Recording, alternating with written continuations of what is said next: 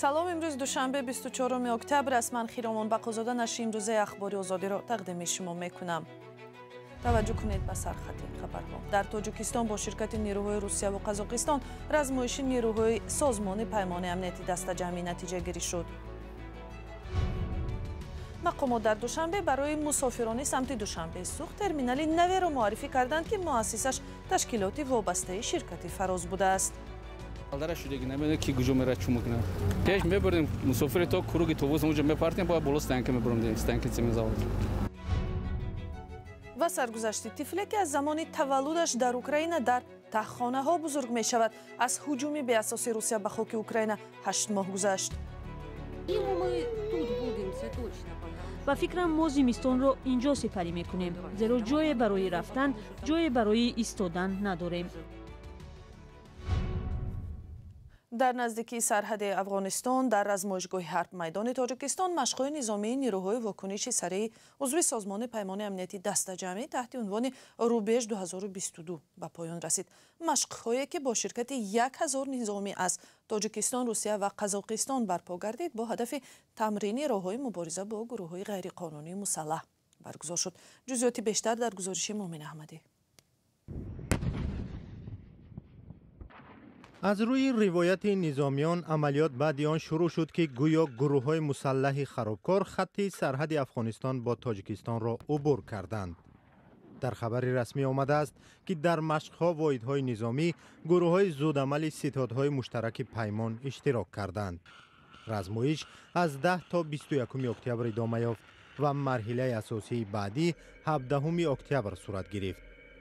مسئولان درباره سبب‌های در مشق‌ها شرکت نکردن نظامیان کشورهای دیگری عضو سازمان پیمان امنیتی دسته‌جمعی از جمله ارمنستان، قرقیزستان یا بلاروس چیزی نمیگویند. مقامات در قرقیزستان بعد مناقشه خونین یک ماه پیش در سرحد با تاجیکستان گفتند که این کشور نیروهایش را برای شرکت در رزمایش‌های مشترک به تاجیکستان نمی‌فرستد. سازمان پیمان امنیتی دسته‌جمعی یک تشکیلات نظامی منطقوی بوده سال 2003 با تشبث مسکو تشکیل شده است، ولی در یک سال اخیر ضرورت آن و هم متحدی واقعی کشورهای عضوش در برابر خطرهای مشترک بحث برانگیز شده است. پیوندان عبدالستار پیر محمدزاده روزنامه‌نگار بازداشت شده تاجیک گفتند پس از نشر یک نامه‌اش در رادیو آزادی به آنها امکان دادند که روز شنبه 22 اکتبر در بازداشتگاه با او دیدار کنند. پیر محمدزاده که به قول مقامات به افراطگرایی گمانبر می شود از ماه ایول در بازداشت است و ملاقات او با نزدیکان بسیار کم صورت گرفته است. حالا مرافع دادگاهی او هم پشت درهای بسته جریان دارد. آخرین جزئیات این خبر را حالا از همکارم میرزا نبی خالقزاد میشنویم که با ما در استودیو هستند. سلام میرزا نبی، خبرهای آخر را بگویید. سلام خیرامان، درود به بینندگان گرامی. عبدالستار پیر محمدزاده سابق خبرنگار رادیوی صدای دوشنبه و بلاگری که تلاشگر از مشکلات جامعه بگوید اخیراً در بازداشتگاه با خواهر، همسر و فرزند کوچکش دیدار کرده است. در این باره به ما امروز برادرش عبدالکریم خبر داد. وی گفت مقامات تفتیشاتی گفتند که این دیدار نه به خاطر نامه پردرد پیر محمدزاده بلکه بر اساس مراجعه وکیل مدافعش تحریزی شده درباره حق ملاقات با بازداشت شده ها صورت گرفته است. عبدالکریم گفت که عبدالستار در ملاقات با همسر و خواهرش گفته است که بعد چاپ نامش مقامات زندان او را بازپرسی کرده اذیتش دادند و پرسیدند که چگونه نامه بدون اجازت آنها به بیرون برآمده است، چرا این نامه را نوشته است. برادر عبدالستار از قبل خواهرش گفت که وقتی صحبت آثار لطکوب در چهرهش را مشاهده نکرده است، ولی گفته است که افسرده تر به نظر می رسید. نزدیکان پیر محمدزاده به خصوص بعد نشر نامه از سلامتیش نگران هستند و به ریاست محبس‌ها نامه نوشته خواستند که اجازه زود از حالش باخبر شدن را بدهند. مسئولان گفتند که حق دارند پس از هر 15 روز ملاقات کنند. نامه پیر محمدزاده در وبسایت رادیو آزادی نشر شد و واکنش هم آورد. میرزا نبی در این زمینه چی تفصیلات داده میتوانید؟ ببینید، عبدالستار پیر محمدزاده در نامه‌اش از زندان نوشت که 18 روز عذاب و عقوبت، تهدید و تحقیر و تهدید به اهل خانواده‌اش وادار شد که گناهی نکرده را به دوش بگیرد. و در یک نوار ویدیویی مقامات متن نوشته کارمندان وزارت کارهای داخلی را خوانده است که در آن گفته است گویا با رهبر مخالفین محمد کبیری در رابطه دائمی بوده است و در تاجیکستان انقلاب آماده می‌کردند. در واکنش به این مسئله نام کبیری رهبری پیمان ملی که حزب نهضت اسلامی یکی از آنهاست و در تاجیکستان ممنوع و تروریستی نامیده میشوند هر گونه تماس و مسئله انقلاب را با روزنامه‌نگار بازداشت شده عبدالستار پیر محمدزاده رد کرده است.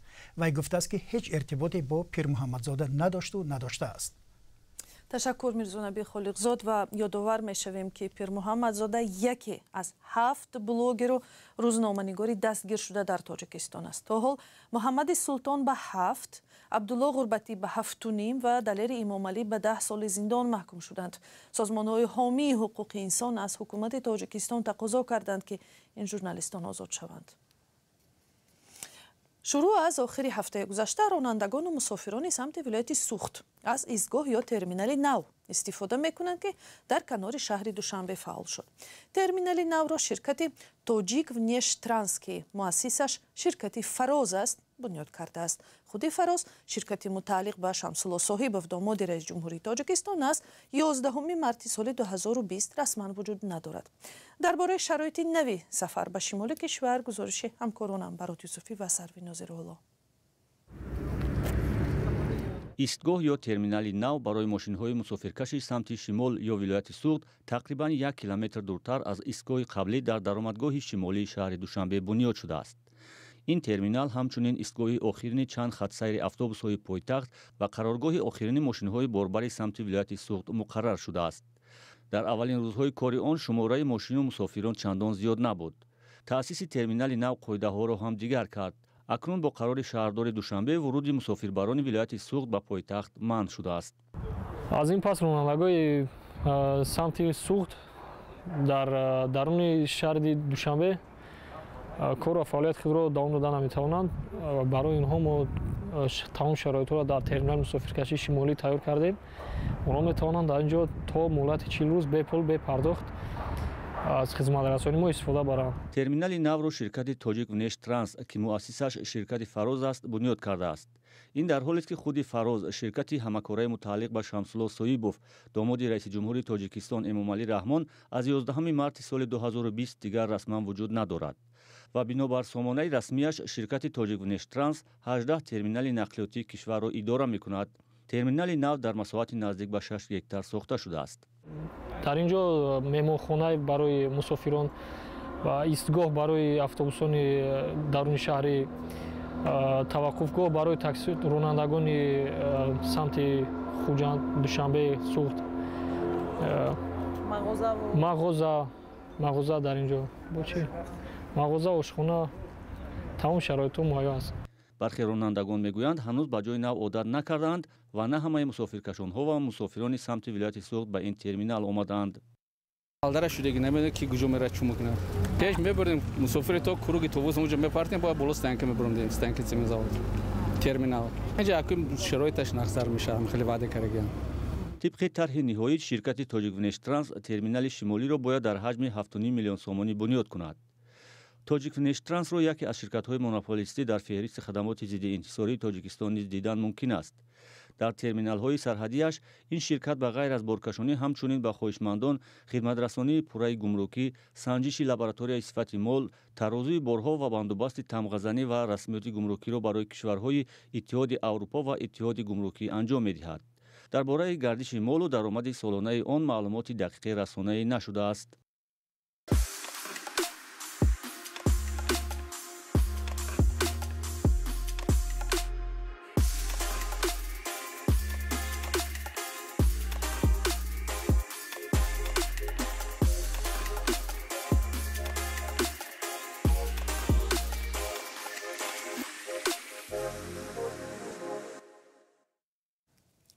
و حالا مطلب داریم از اوکراین که از زمان شروع جنگ به اساس روسیه امروز 8 ماه رسا گذشت و از آن زمان تا کنون زندگی میلیون ها مردم را به هم زد.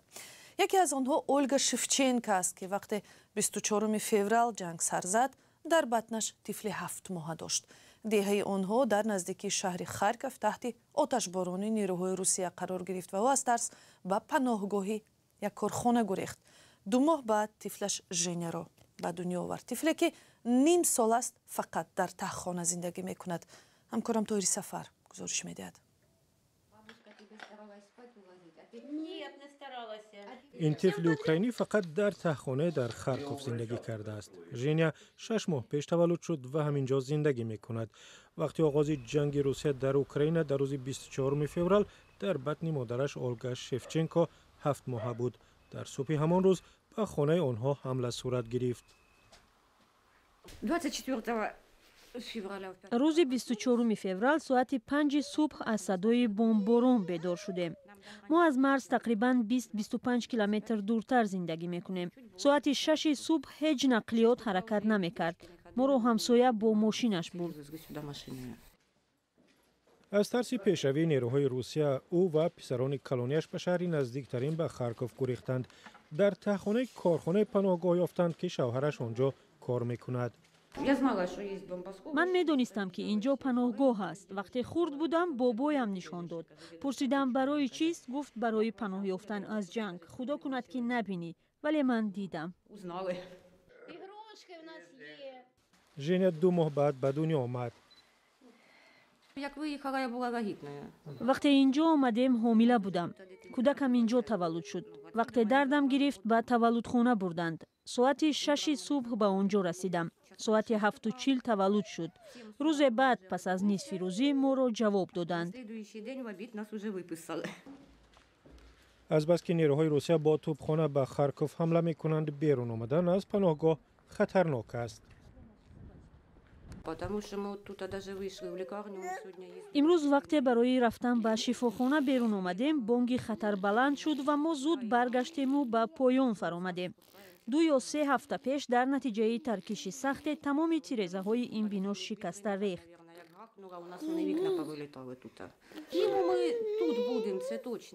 با فکرم ما زمستان را اینجا سپری میکنیم. زیرا جای برای رفتن، جای برای ایستادن نداریم. ما به خانه برگشته خانه را از سر ساخته و پاکیزه کرده نمیتوانیم. زیرا این کاری نیست که در یک روز کرده شود.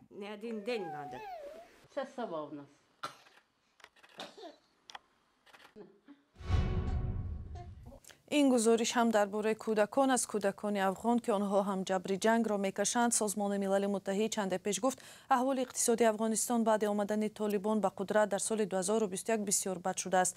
به گفته سازمان تا ماه ایول امسال بیش از 700,000 نفر از جای کارش محروم شده است و در این میان کودکان جبری زیاد میکشند. همکارم کای مرسیتا گزارش میدهد. این کودکان اعضای یک خانواده هستند و حالا باید در مکتب باشند. اما همه دست به کار شدند تا لقمه نان برای خانواده خود فراهم کنند. مجبور هستم اگر کار نکنیم گرسنه میمونیم. ده ها کودک دیگر عین این کودکان در کارگاه و میدانهای خشتریزی کابل کار میکنند. تقریبا همه اینها آرزو دارند که به مکتب بروند و خوانند و آینده بهتری برای خود بسازند. میخوام مکتب روم تا طبیب و یا مهندس شوم. زیارت گل 8 فرزند دارد که همه‌شان اینجا با او کار میکنند. ناچار هستم. توانایی فراهم کردن شرایط تحصیل و تعلیم برای کودکان را ندارم. قرضدار هستم. دیگر منبع درآمد ندارم. برای رفتن به مکتب کاغذ و قلم ضرور است. توانایی خرید اینها را هم ندارم و نمیتوانم کودکان را به مکتب بفرستم تا آیندهشان خوب شود. یونیسف یا بنیاد حمایت از کودکان سازمان ملل در یک گزارش نوی گفته است تقریبا نصف خانواده ها در افغانستان مجبور شدند که کودکان را هم به کار جلب کنند چون که اعضای کلانسال خانواده ها کارشان را از دست دادند. سازمان مذکور همچنین هشدار داده است که این وضع و دور ماندن کودکان از تحصیل تأثیر ویرانگر برای آینده کودکان در افغانستان دارد. و خبرهای بیشتر را از وبسایت azadi.org، همین کانال آزادی ویدیو در یوتیوب و هم صحیفه های ما در شبکه‌های اجتماعی فیسبوک، ادناکلاسنیکی و توییتر پیدا کنید.